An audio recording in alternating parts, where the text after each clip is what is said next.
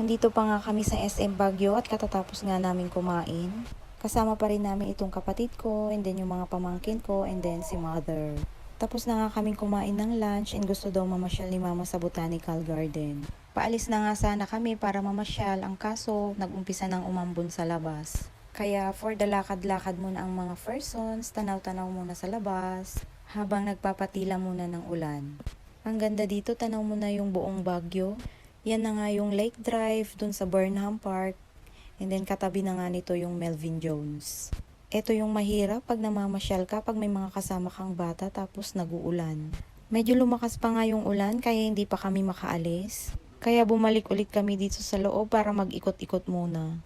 Window shopping lang, tingin-tingin, ganon, kasi wala pa naman kaming pambili. At saka hindi ka naman makapili ng maayos kung ganito, may mga kasama kang bata, uunahin mo pang bantayan sila. At tumigil na nga yung pag-ulan, nakarating na nga kami dito sa Botanical Garden. Kahit pala nga yung tag-ulan, marami pa rin palang mga taong namamasyal, karamihan mga turista. Nakapunta na ako dito nung college pa pero wala pang entrance fee. Pero ngayon, bago ka pumasok, kailangan mo pang magbayad. Hanggang dito na lang muna. Salamat ulit sa panonood nyo. Abangan na lang po yung next video, yung pamamasyal namin sa loob ng Botanical Garden.